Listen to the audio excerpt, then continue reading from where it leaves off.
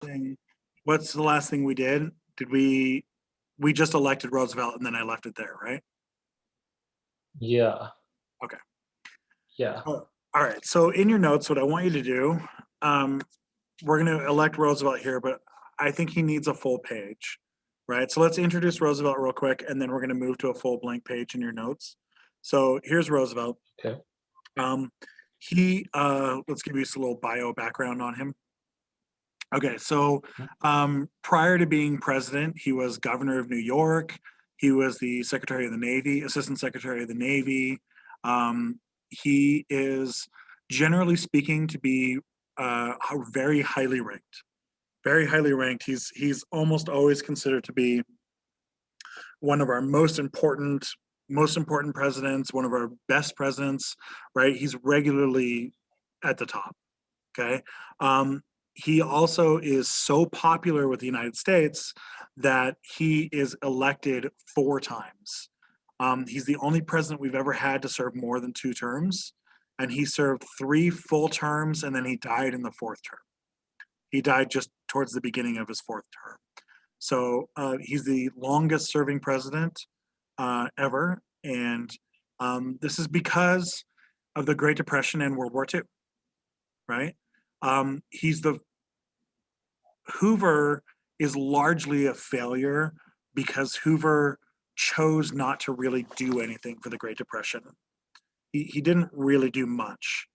But FDR, you're going to see here, FDR is basically throwing everything against the wall and see what sticks, right? FDR is like, I don't know if this is going to work. Let's try it. Boom, boom, boom, boom, boom. And he's just basically going to try everything he can. Is what FDR is going to do. And a lot of what he does fails, right? When you start up 150 programs, some of those programs are going to fail. And he basically was trying that out, but Americans are going to be much, much, much more forgiving of him because he's failing at trying to help people, right? Like he's trying to help people and fails as opposed to ignoring people, being successful at ignoring people. One of the big things that we need to deal with is he is going to radically transform our relationship to the government. Radically.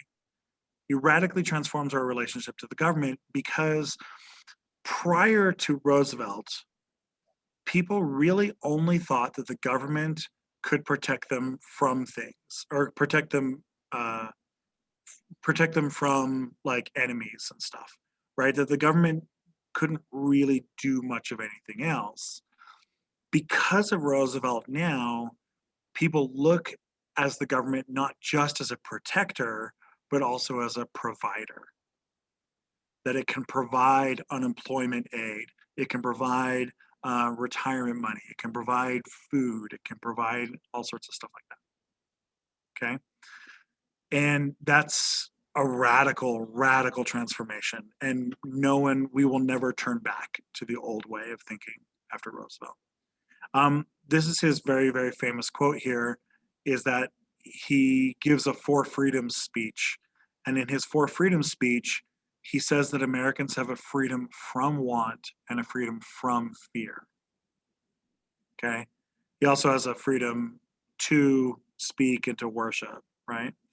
Um, and when most of the time when you think about freedoms, you think of them as a freedom to do something, right? Like I'm free to speak, I'm free to worship, I'm free to assemble, I'm free to own guns, I'm free to travel or to go to school, right? I'm free to do these things. But he recontextualizes this as a freedom from want, a freedom from fear. This leads into this idea that the government is a provider, that the government is providing you so you're not in want and providing you so you're not in fear anymore.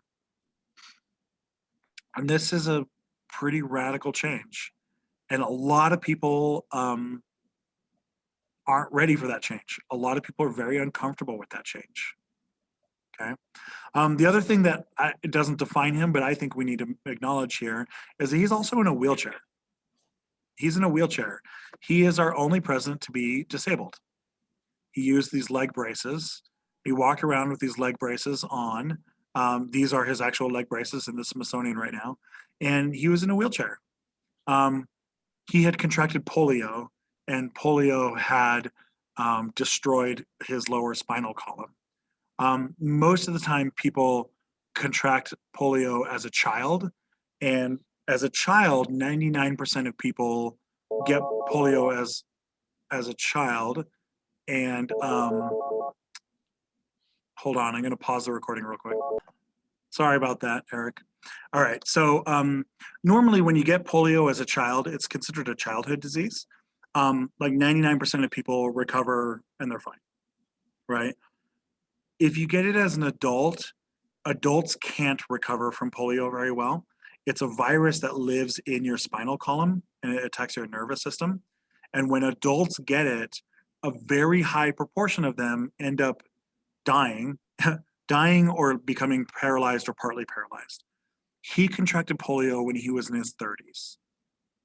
So he got it when he was in his 30s and it paralyzed him.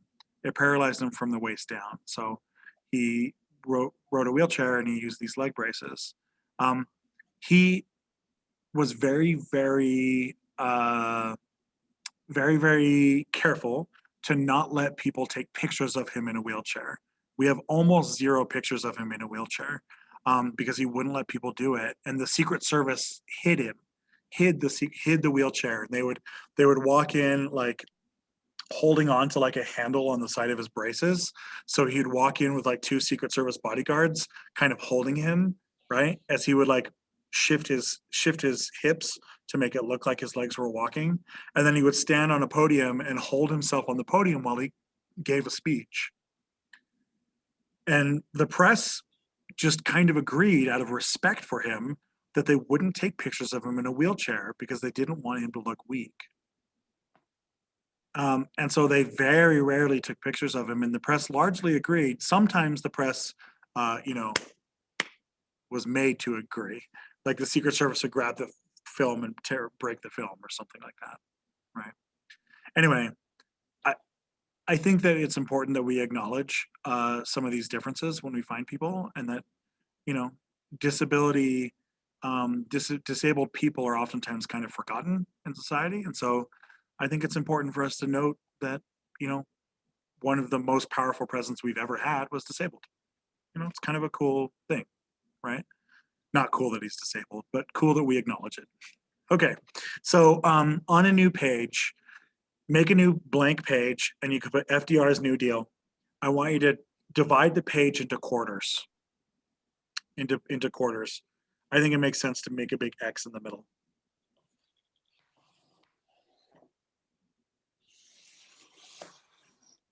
All right, so Eric, what are the four, if we have to prioritize four things that FDR has to fix in his presidency, what are the four things he has to fix? Ooh. Well, for one thing, the banks. Okay. So let's put in quadrant one, in our first quadrant, put finance, banks/finance. He has to solve some problem with the banks and finance. That's a huge, huge problem. Okay, what else?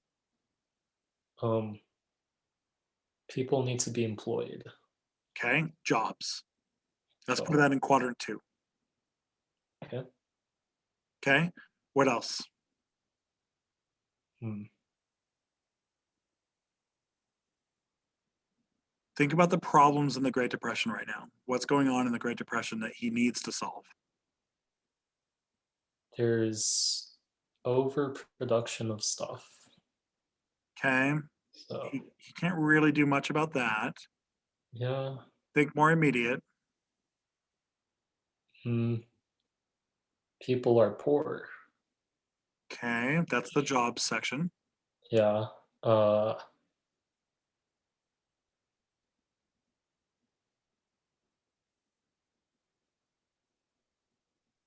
Okay, I'm gonna give them to you because I don't want the video to have to go on forever. All right, yeah. food production.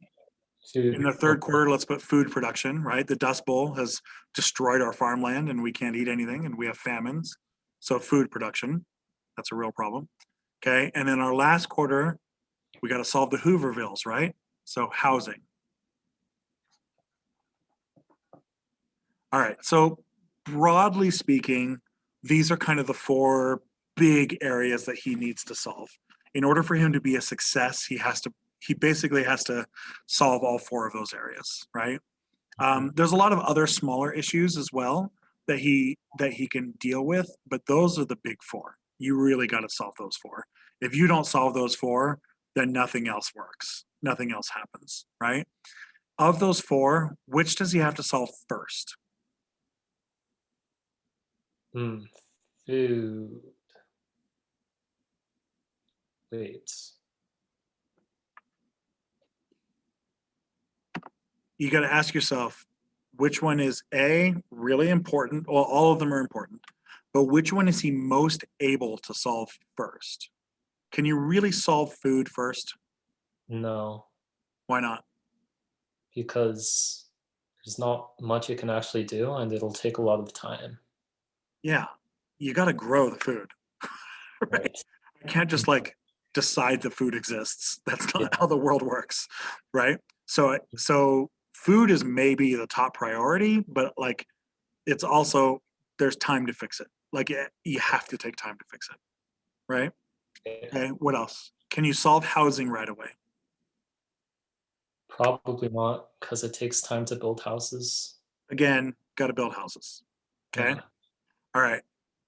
So now you're left with the other two. Okay. Which one do you address first? The banks, Why? probably, Why the bank? because they already exist. We just have to stop a problem that's like the people pulling out their money. Yeah. So Yeah. So you are thinking like a president because FDR is going to go after the banks first. All right. Okay. So FDR enacts something. Oh, you can go ahead and put this with his bio on the previous page. okay. His New Deal is going to be the three R's: the relief, recovery, and reform. So you have to give relief for the people, stop the suffering, right? If they're starving, give them food. If they're unemployed, give them money, right? You have to give them relief, stop the suffering. Okay. You have to reform. So you have to reform the system. You have to fix it.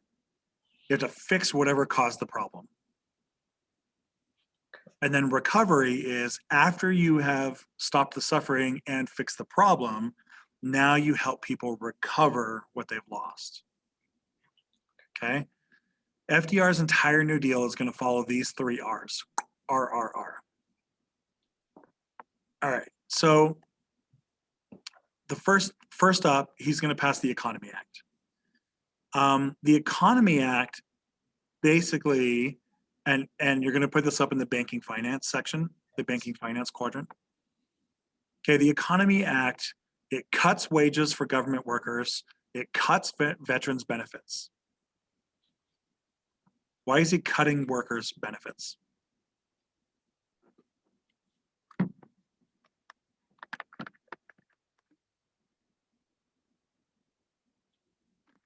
Why do that? Weren't those veterans pretty upset already? Yeah. Yeah. So It doesn't really make a difference because they're already upset. I mean, I no, don't know. no. He actually goes on radio addresses and he tells them what he needs to do. And he says, I know that you guys need the money. We don't have the money right now.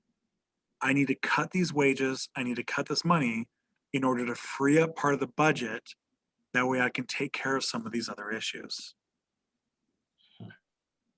And he explains it to them in a way where he says, I will give you the money. I will, help you out. But right now we have an emergency and we have to do this. When he does this, it actually, people listen to him because they trust that he's actually trying. where Hoover wasn't trying, right? Hoover just said, well, we'll give it to you in 1949. And they're like, well, what the hell? Or 1939. They're like, 10 years from now, what the hell, right? Roosevelt says it won't be 1939, but it also won't be next week, right? He says that it will come, but I have to stabilize things first. Otherwise, I can't do anything. So the Economy Act frees up a bunch of the budget for him. And Roosevelt's going to start doing what we call deficit spending. Deficit spending is where we spend more money than we have. Basically, we're going into debt. The US government's going to go into debt for the first time. Now, the way you have to think about government debt is not the way you think about a personal debt, right? If you owe $10,000 in credit cards, that's very, very bad, right? Because you have to pay those back all the time. But when a government owes money, the government doesn't have to pay that money back. All the government has to do is, well, okay, so what the government does is they sell bonds or stocks in the they sell bonds in the government, right? So you give me $100, and then I agree that if you hold on to that bond, that in 10 years, that $100 will be worth $150, right? And if you have a lot of money, it's basically guaranteed growth, right? Your money is guaranteed to grow. As long as the United States exists, your money is guaranteed to grow. And so you can invest that money. I get the money right away. I spend that money to grow the economy. As the economy grows in size, I can then pay for stuff in the future. Does that make sense? So deficit spending is good as long as the deficit spending is growing the economy. It's good as long as it's growing the economy. Okay. And FDR is our first president to do that. Then he enacts banking reform. So this is still in that same up quadrant, right? He starts with a bank holiday. The bank holiday is where he basically, by executive order, shuts down all the banks. He shuts down all the banks. And he says, everyone stop going to the bank. No bank in the country is open for 4 days. And during those 4 days, he explains to the country how banking works, right? This seems silly, but most people don't really understand how banks work. And so he explains to them why the bank doesn't have your cash, right? Because your cash has been reinvested, right? And that it's coming back as interest, as an interest payment. And he explains this to everybody. And he says, okay, now that you all know what's happening, you guys can all be calm. We'll reopen the banks. And when he reopens the banks, nobody goes a bank run. Everyone is just waiting because they trust him. He passes the FDIC, the Federal Deposit Insurance Corporation. The FDIC is, and I'm sure you've seen this label like on banks and stuff, FDIC insured, right? This basically is insurance by the federal government that says if your bank goes bankrupt, you don't lose your money. Okay. Right? So any money you have in the account will be insured. This calms everyone down because everyone is like, okay, we're cool. We're not going to lose our money, right? I'm not going to freak out. We're cool.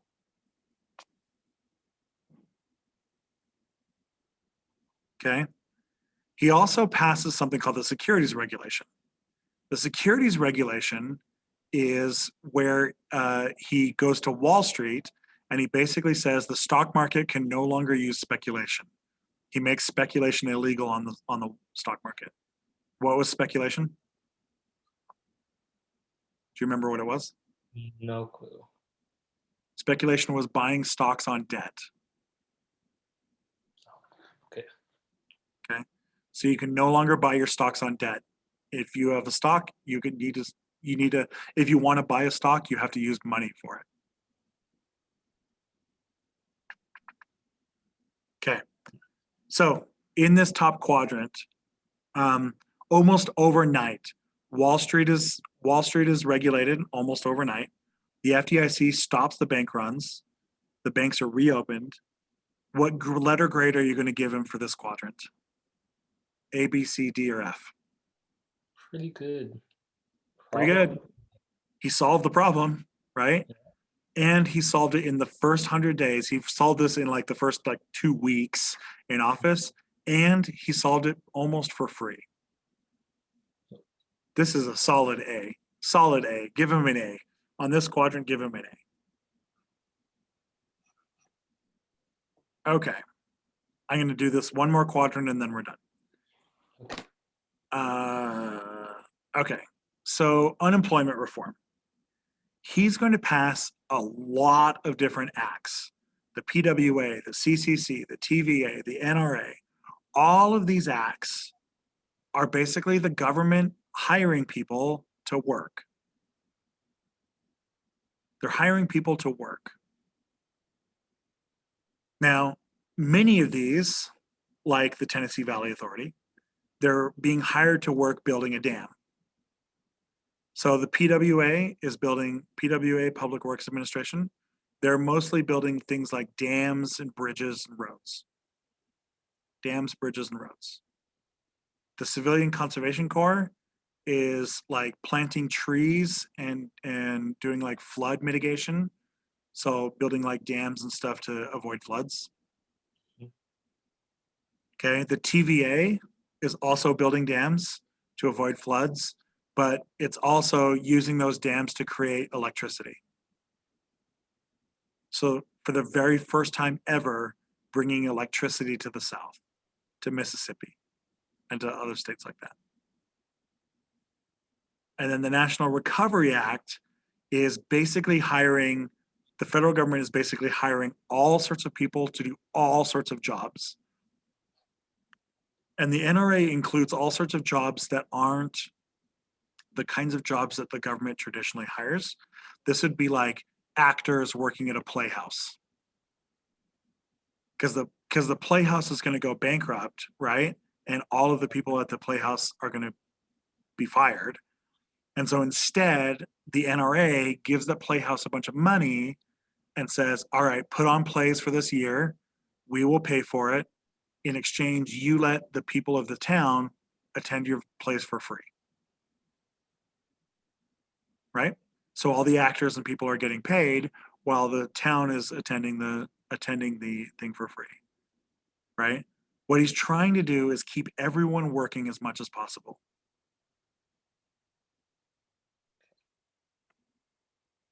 Okay, here's the TVA. These are all dams that they built all throughout the Tennessee Valley. Pretty good, huh? Pretty good. All right, so what do you think is the biggest problem? There's a couple of problems. What do you think is the biggest disadvantage of these programs? Well, government's kind of paying it for it all, right? Okay, Don't have the money immediately, so if it doesn't work, then we're in a lot of trouble. okay. So it's deficit spending. Okay, so the first disadvantage is it's expensive. It's really expensive. So that's our first disadvantage. This is really expensive. What's the other disadvantage? Is this actually solving the unemployment problem? Not really, Why not? because these jobs are kind of temporary. Yeah. Once the dam is built, then what?